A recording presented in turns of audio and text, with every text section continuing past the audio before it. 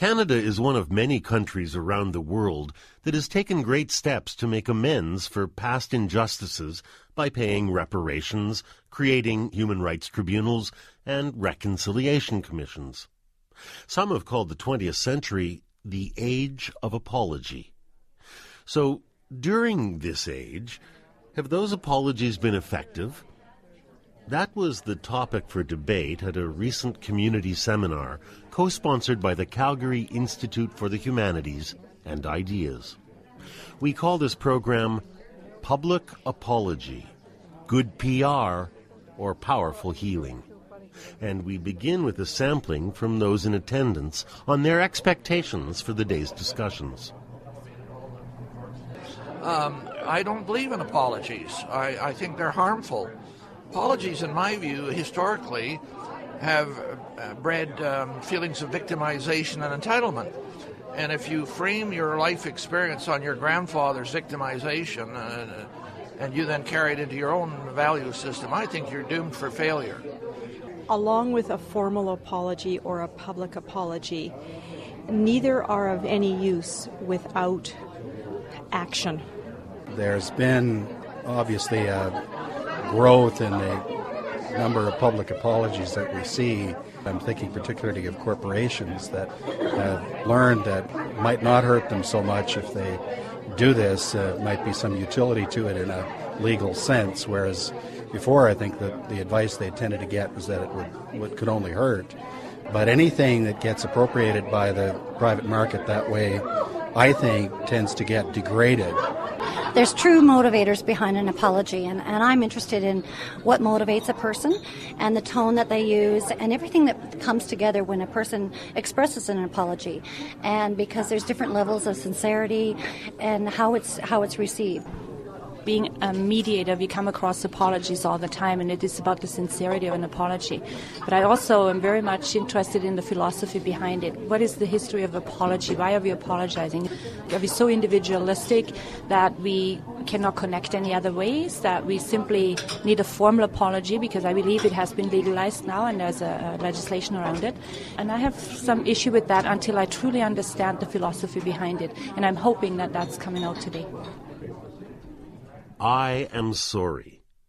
These three little words come out of our mouths every day. Whether we bump into someone in the street or inadvertently offend someone's feelings, most of us are quick to apologize. But in other situations, the stakes can be much higher than simple acts of contrition. Depending on circumstances and context, apologizing covers a full spectrum of human drama, ranging from healing grief to easing social conflicts and repairing historic wrongs. Michael Ross is a professor in the psychology department at the University of Waterloo, and he began the conversation by providing the historical context for public apologies. Throughout history, governments have abused minorities. In Western democracies, these government actions are often legal and popular with the majority of citizens. In Canada, the head tax on Chinese immigrants was legal. The Indian residential schools were legal. The internment of Japanese Canadians during World War II was legal. The sterilization of hundreds of so-called mental defectives in Alberta was legal. Many years later, these actions seem horribly wrong. But what, if anything, should current governments do about these kinds of historical injustices? Opinion polls reveal that many people, especially members of the non-victimized majority, oppose redress for injustices that happened long ago. Opponents of redress say that they have nothing to apologize for. They didn't commit the injustice. The current government didn't commit the injustice. Opponents of redress argue that there is no one to apologize to. Many or all of the direct victims of the historical injustice are dead. Opponents argue that current members of the previously victimized group don't need an apology. They're no longer suffering effects of the original injustice. Opponents of redress often use slippery slope arguments. History is full of injustices. If you apologize to one group, many others will demand similar treatment. Also, if the government accepts moral responsibility for past injustices, it's going to be required by the courts to pay expensive reparations. Finally, opponents argue that we should focus on resolving current injustices rather than redressing ancient wrongs. In opposing redress for historical injustices, Pierre Trudeau said, "I don't think it's the purpose of the government to right the past. It cannot rewrite history. It is our purpose to be just in our time." Advocates of redress present different arguments. They note the continuity of government institutions. The current government is bound by treaties and obligations initiated by its predecessors. Similarly, the present government should accept moral responsibility for the harmful actions of its predecessors. Advocates of redress argue that it is humane, moral, and right to apologize for harming innocent victims. Advocates of government redress argue that current members of the minority deserve an apology because their social and economic problems stem from the historical injustice. In what has been called the Bible of the African American reparations movement, Randall Robinson wrote that there is an unbroken storyline of evidence from slavery to the present social and economic suffering of African Americans. Advocates of redress argue that a public apology will prevent history from repeating itself. Finally, advocates of government redress argue that the wounds of past wrongs continue to fester in the absence of an apology, harming the social, psychological, and economic well-being of members of previously victimized groups. Following Prime Minister Harper's apology for the Indian residential schools, the national chief of the Assembly of First Nations said, "The memories of residential schools sometimes cut like merciless knives at our souls. This day will help us to put that pain behind us." With compelling arguments on both sides, it's natural to ask who is right. But as a research psychologist, that's not how I would frame the question. Our research team doesn't debate whether redress is a moral imperative or whether redress generally helps the victimized group. We presume that apologies and reparations are sometimes beneficial and sometimes not. We focus on a more specific set of questions related to memory and reactions to injustice. Why do some people commemorate past injustices, while others prefer to forget such episodes? Why do some people connect the original injustice to current social and economic suffering, while others do not? Who supports or opposes redress for historical injustices, and why? When and how do governments apologize for historical injustices? What are the effects of such apologies? Supported by the Social Sciences and Humanities Research Council, my group seeks to answer these questions.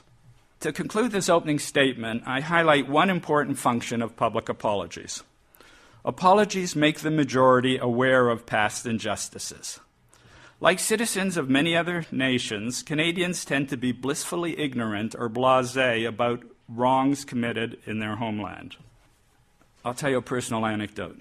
During the 1960s, I, along with many other Canadian university students, attended meetings organized by the Student Nonviolent Coordinating Committee.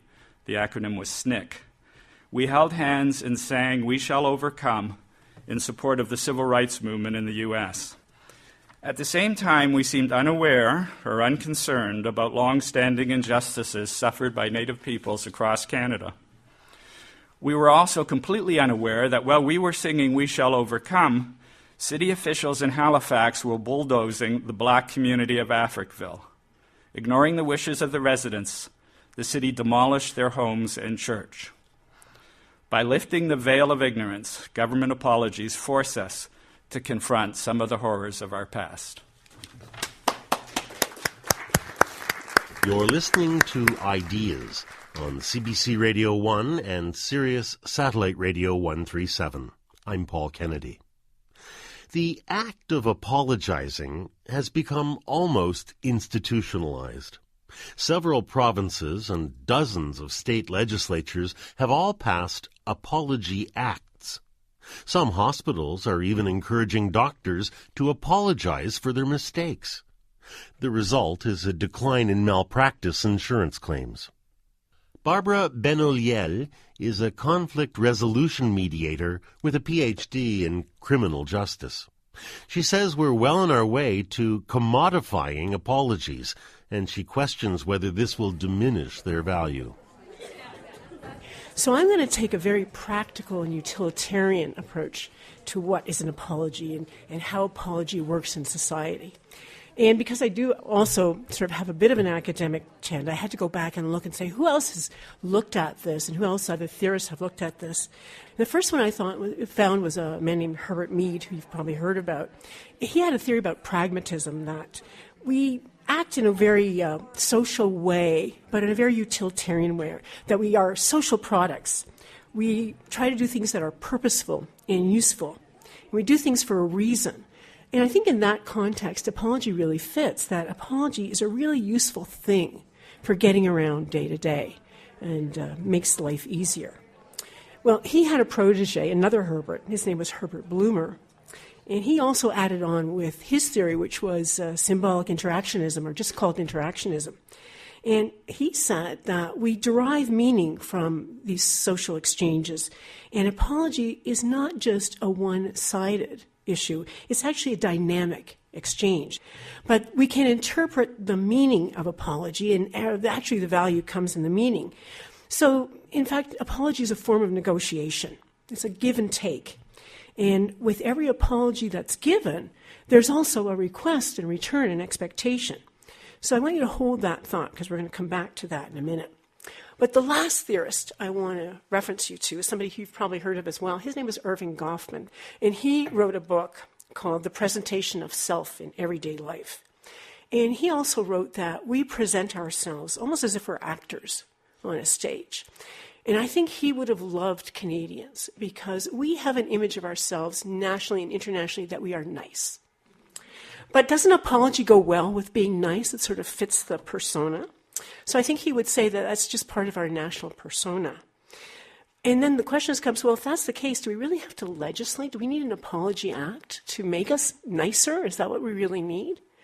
But I know some of you are challenging this, saying, no, we're Canadians, we're really not that nice. And I checked this out. I was abroad last week, and I met an American. He said to me that he can always tell the Canadians, because they're the ones who are walking around saying, I'm sorry to everyone. So I asked him, well, where do you get to meet these Canadians? And he said, well, usually it's in hotels in the morning in the buffet line at breakfast. And they're all saying, I'm sorry, I'm sorry. And I said, well, maybe you're not understanding that in Canadian in those terms, I'm sorry really means you're between me and the pancakes. Get out of my way, right?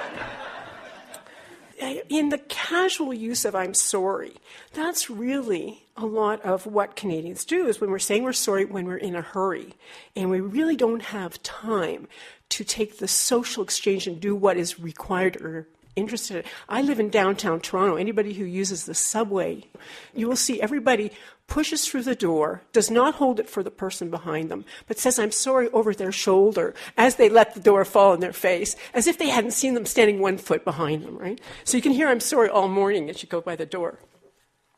But I want to come back to the idea that apology is an exchange. And it has to do with the full meaning of what do we really mean, or what do we interpret when we say I'm sorry. First of all, it's a recognition that someone has been damaged by actions, by either your actions or in a public apology, by the actions of the government or by the actions of a larger group. And that injury has caused the other party to feel unwhole. Because that's a very difficult feeling. It's a stressful emotion to feel injured. It's uncomfortable. It can be actually pretty devastating. It also reduces our own feelings of self-esteem when we've been damaged. And that can be applied to individuals. It can be also applied to groups. So that ongoing feeling of being unwhole, unfulfilled, that damage is what really carries forward. But when you think about it, making an apology is a very humbling experience. It's self-humiliating. In fact, you're presenting yourself as having been wrong, of having made a mistake that resulted in that other party feeling unwhole. And it really takes a lot of courage to do that in public, because you are in fact lowering your own self-esteem by saying, I am wrong. And it's a really difficult social task to make a public apology. And because of that, we have to be very careful and not ask for apologies. Apologies can be offered, but should not be asked for, because they are in fact a form of public humiliation. In public humiliation, lowering self-esteem is actually a human rights violation, whether it's done to individuals or to groups. So we're treading on very thin ice when we ask for public apologies. In fact, an author, Avishai Margalit, wrote a book called The Decent Society. And his thesis in his book was that you can tell a society is decent if it doesn't use its institution to humiliate its citizens. So sometimes we have to be aware that a public apology, if it is humiliating, is asking for a humiliation on an institutional basis. So it's pretty dicey. But on the other side, in that exchange issue, has something to do with what we think but may not necessarily be spoken when we're making an apology, and that's the request that goes with an apology. When we're saying, I'm sorry, what we're really saying is, can you forgive me for having caused some harm? What do I need to do to get that forgiveness? It's a recognition and an acknowledgement of a personal responsibility. I'm not going to use the word liability, but a responsibility. And it's a request for a release from that responsibility. And it's that request, whether it's spoken or not, that re-empowers the person receiving the apology to be able to decide whether they want to restore you to your previous social standing by raising you up again with that forgiveness. In that way, we're not victimizing the person with an apology. We're actually raising their self-esteem by giving them that option to forgive or not. Well, how do we know that this is a request? Well, think about this. When you apologize to your partner for having left dishes in the sink, and they bring it up again a week later, what's your response? I already apologized for that. What do you want from me, right? See, the assumption is once you've apologized, there's an equal obligation from the other side to give you some forgiveness. And again, the interpretation of meaning, right? What kind of person are you if you don't forgive someone who apologizes to you? You're not nice, right? Canadians, we have to be nice. So then, for the sake of argument, I'm going to ask you to look at an apology as a utilitarian value. It's a useful and valuable tool for negotiating through life. It's a negotiating commodity. It's like any other commodity in Canada. It's like beef, Canadian beef, or Canadian lumber, or even Canadian oil. It has a value for trading purposes. In fact, an apology is a really valuable commodity because it has a really truly flexible price. We know that apology has that magic quality of being useful for very small and trivial issues like that subway door thing, or for more important and truly significant social situations like public apologies that play a part in either truth and reconciliation or in national issues, and that's where that value becomes really significant. But the value of the apology is derived by the interpretation of the intent of the apologist, the person making the apology, their sincerity in taking responsibility for the actions, as well as accompanying the responsibility, their interest in making amends.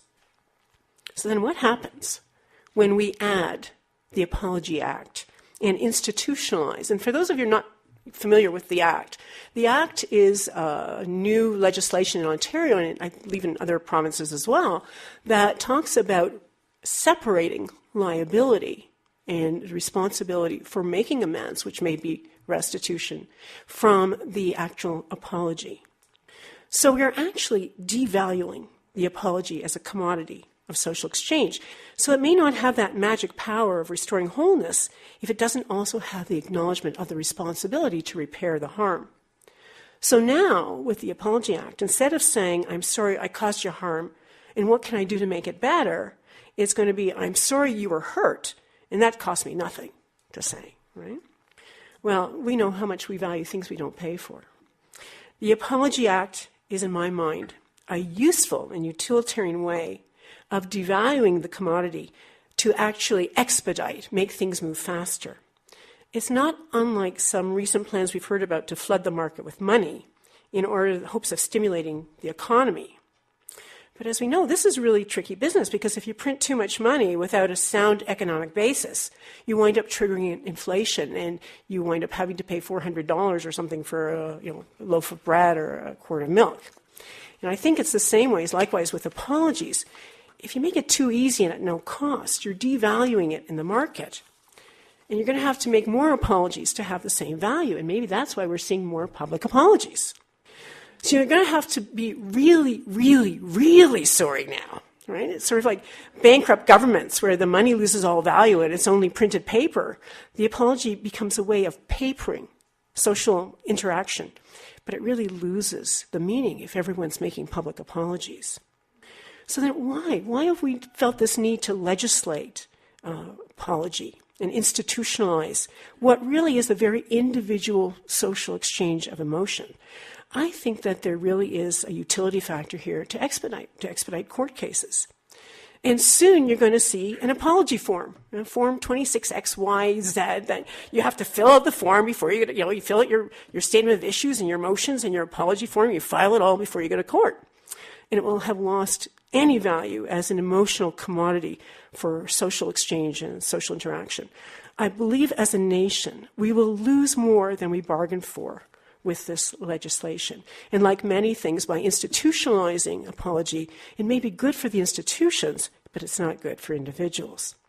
Just to finish off, I don't know if many of you read The New Yorker. There was a very cute cartoon in The New Yorker a couple of weeks ago of a woman standing in front of her husband who's sitting in a chair and saying, "I don't want you to apologize. I just want you to feel really, really sorry."